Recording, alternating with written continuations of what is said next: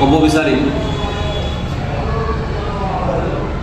আজি আমচুক কোনোবাই ৰঙা চকুত দেখুৱালে আমচুৱে কেতিয়াও ভয় নকৰে, কাৰণ আমচুৱে ভয় ভাবুকি দেখুৱাই আমচুৰ যি প্ৰতিবাদৰ কণ্ঠ কোনেও বন্ধ কৰিব নোৱাৰিব, এইটো স্পষ্ট কথা।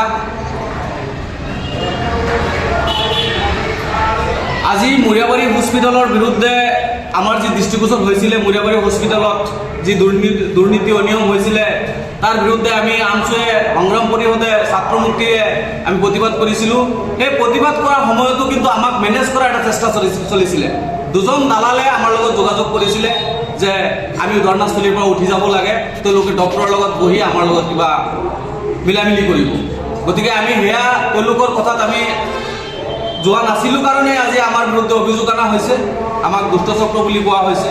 আজি উন্নয়নৰ স্বাৰ্থত, মুৰিয়াবাৰী হস্পিটেলৰ উন্নয়নৰ স্বাৰ্থত, মুৰিয়াবাৰী হস্পিটেলৰ দুৰ্নীতিৰ বিৰুদ্ধে কথা ক'বলৈ যদি আমি দুষ্টচক্ৰ, যিজনে দুৰ্নীতি কৰিছে তেওঁ কোন চক্ৰত পৰিছে, সেইটো মোৰ স্বাস্থ্য বিভাগলৈ প্ৰশ্ন। গতিকে ইয়াত এটা ডাঙৰ ষড়যন্ত্ৰ লুকাই আছে, এটা ৰাজনীতিক ষড়যন্ত্ৰ ইয়াত লুকাই আছে, ইয়াত এটা দালাল চক্ৰ সোমাই আছে। গতিকে সকলো দালাল চক্ৰ ইয়াৰ পৰা উৎখাত হ'ব লাগে। মুৰিয়াবাৰী গ্ৰাম্য চিকিৎসালয়ৰ উন্নয়নৰ স্বাৰ্থত আমি সংগঠনৰ কথা কৈ আছোঁ। আমাৰ ব্যক্তিগত কোনো স্বাৰ্থ নাই। ডক্টৰক ভুৱা প্ৰতিপন্ন কৰা, ডক্টৰৰ চাৰ্টিফিকেট ভুৱা বুলি আমি কেতিয়াও কোৱা নাই। তাৰমানে তেওঁৰ প্ৰেছক্ৰিপশ্যনত এটা লিখা আছে আৰু তেওঁৰ ফলকত লিখা আছে তেওঁ বিশেষজ্ঞ। আমাৰ প্ৰশ্ন আছিল আচলতে তেওঁ বিশেষজ্ঞ নেকি, আমাৰ প্ৰশ্ন সেইটোৱে আছিল। গতিকে তেওঁ এই বিভিন্ন ধৰণৰ কথা আমাৰ দোহাৰোপ কৰি তেওঁ সম্পূৰ্ণ বিষয়বস্তুটোৰ পৰা, মূল বিষয় ইছ্যুটোৰ পৰা তেওঁ ডাইভাৰ্ট হৈ এই ইছ্যুটোক বেলেগ ফালে ডাইভাৰ্ট কৰিব বিচৰা হৈছে। গতিকে আমি বিভাগীয় কৰ্তৃপক্ষক দাবী জনাম যে বস্তুটো পুংখানুপুংখভাৱে তদন্ত হ'ব লাগে, দুৰ্নীতি মুৰিয়াবাৰী হস্পিটেলৰ পৰা উৎখাত হ'ব লাগে, এই দালাল চক্ৰ ইয়াৰ পৰা উৎখাত হ'ব লাগে। আৰু কিছু দালাল চক্ৰই আমি প্ৰতিবাদ কৰি থকা অৱস্থাটো কিন্তু আমাক প্ৰলোভন দিয়া হৈছিলে আমি প্ৰতিবাদ কৰিব নালাগে বুলি। আৰু ডক্টৰজন যিহেতু এজন, মই কৈছোঁ তেখেত এজন ধাৰ্মিক ব্যক্তি, লেবাছত ধাৰ্মিক, ভিতৰত কি আছে মই নাজানো। তেওঁ কোৰাণত হাত ধৰি ক'ব লাগিব, ময়ো কোৰাণত হাত ৰাখি মই কথাখিনি ক'ম। তেওঁ দালাল লগাইছিলে নে নাই প্ৰতিবাদ কৰি থকা সময়ত? তেওঁৰ যদি ভয় নাই তেতিয়াহ'লে আমি প্ৰতিবাদ কৰাৰ সময়ত তেওঁ কিয় দালাল লগাইছিলে যে আমি প্ৰতিবাদ কৰিব নালাগে? আমি তেওঁ কৰি থকা দুৰ্নীতিখিনি কিয় আমি ৰাইজৰ আগত উত্থাপন কৰিব নালাগে?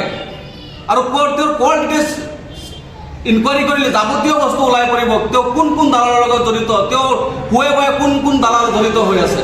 গতিকে দালালৰ স্বাৰ্থত আমি কথা কেতিয়াও নকওঁ। দালালক আমি হস্পিটেলৰ পৰা যিকোনো হেৰিতে আমি দালালক হস্পিটেলৰ পৰা উৎখাত কৰিম। হস্পিটেলৰ উন্নয়নৰ স্বাৰ্থত, মুৰিয়াবাৰী ৰাইজৰ স্বাস্থ্যৰ উন্নয়নৰ স্বাৰ্থত আমি কথাখিনি কৈ আছোঁ। তাৰ কাৰণে যদি আমাক কোনোবাই দোষাৰোপ কৰিছে, তাৰ কাৰণে যদি আমি আইনৰ কাষ চাপি লগে, আইনে যদি আমাক সেইটো জাপি দিয়ে, আমি সেয়াটো মূৰ পাতি ল'বলৈ বাধ্য।